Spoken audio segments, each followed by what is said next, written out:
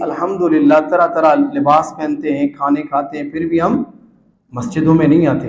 नबी पाक अलैहिस्सलातु वस्सलाम की हदीस है, वो ज़माना आएगा बड़ी बड़ी मसाजिदें होंगी और सही सजावट बनी सिंगार किया होगा, लेकिन नमाजी कोई नहीं होगा।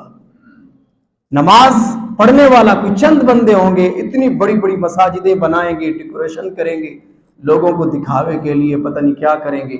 हुजूर ने पहले ही फरमा दिया कि बड़ी बड़ी मसाजिदें होंगी लेकिन नमाज पढ़ने वाला कोई नहीं होगा। तो मेरे प्यारे भाइयों, ज़रा ये माशाअल्लाह बड़ी मस्जिद तो है, लेकिन जब हमने ना नमाज पढ़ते हैं एक सफ मुश्किल से बनती है, तो लिहाजा अपनी नमाजों का ख्याल करो और पता ही नहीं चलेगा कि हमें मौत आ लेगी।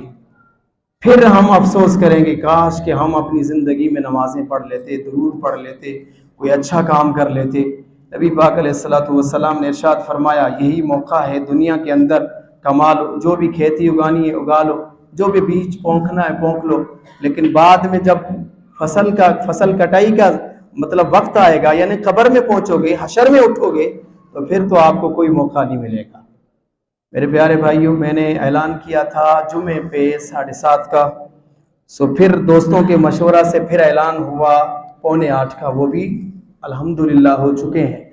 लेकिन कुछ दोस्त हजरात कहते हैं कि भाई मौलवी साहब को बड़ी जल्दी होती है। मुझे कोई जल्दी नहीं, मैं तो आपके लिए बैठा हूँ, मैं बाद में चला जाऊंगा। तो चलो 5 मिनट उन लोगों के लिए और बढ़ा देते हैं जो ये शिकायत करते हैं कि भाई आप जल्दी करते हो। एक हदीस और सुन लें।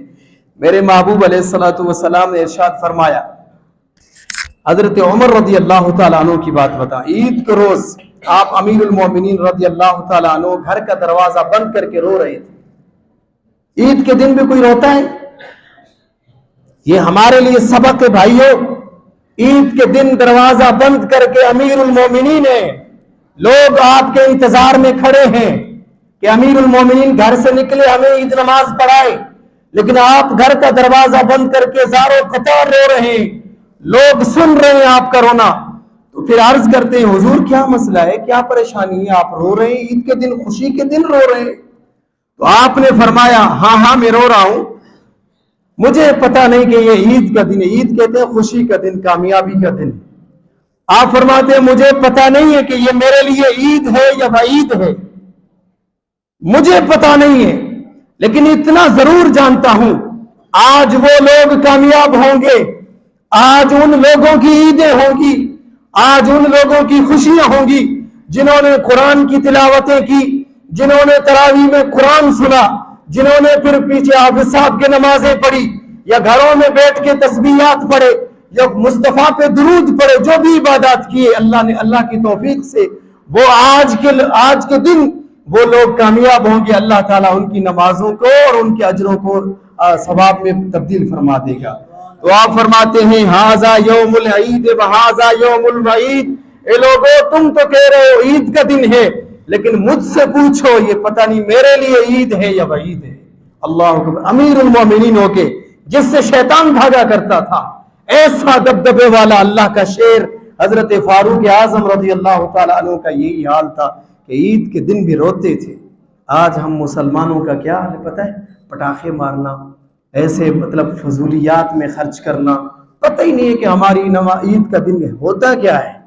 तो लोगों, ईद का दिन होता गरीबों को खाना खिलाना, यतीमों पे हाथ रखना, मसाकीन को कपड़े पहनाना, अपने वालिदैन की खिदमत करना, अपने पाड़ेसिली की खिदमत करना, खबरगिरी करना, और अल्लाह से दुआएं मांग मांग करके ना कि बारी ताला अपने हबीब के सदके आज के दिन हमने ना नमाजें पढ़ी, हमने ना रोजे रखे, हमने बड़ी कोताही की, या अल्लाह तू मेहरबान है, आज के दिन, इस ईद के दिन हमसे यही हमारी तौबा कबूल फरमा ले, इंशाअल्लाह आइंदा के लिए ऐसा कभी नहीं होगा। तो अल्लाह ताला बड़ा मेहरबान है। हजरत फारूक आजम के जमाने में एक शख्स शराब लेके आ रहा था। देखें अपने रब कितना करीम है रब, हो बख्शने पे आता है तो बख्श देता है, बख्शने पे ना आए तो पूरी उम्र की नमाजें मुंह पे मार देता है, पूरी उम्र के रोजे मुंह पे लगा देता है। अरे उससे पूछने वाला कोई नहीं है। प्यारे भाइयों, उससे प्यार करो। और रब फरमाता है, जैसा मुझे गुमान करोगे वैसा मुझे पाओगे। अगर मुझे गुमान करोगे मैं रहीम हूं तो मैं आपके लिए रहीम बन जाऊंगा, अगर गुमान करोगे मैं आपके लिए जलाल हूं तो फिर मैं जलाल बन जाऊंगा। तो हदीस पाक में आता है अल्लाह को जैसा गुमान करोगे वैसा ही पाओगे। तो इसलिए फिर गुमान में यही रख के अर्ज करो कि बारी ताला तू तो बड़ा करीम है। तो मेरे प्यारे भाई, हजरत फारूक आजम के जमाना में, हजरत फारूक आजम के जमाने में एक बंदा शराबी, वो आ रहा था शराब बोतल लेके, सामने हजरत फारूक आजम आ गए। अचानक उनकी तो मौत पड़ गई कि अब तो मुझे कोड़े लगेंगे, सजा होगी, हजरत फारूक आजम मेरे सामने हैं।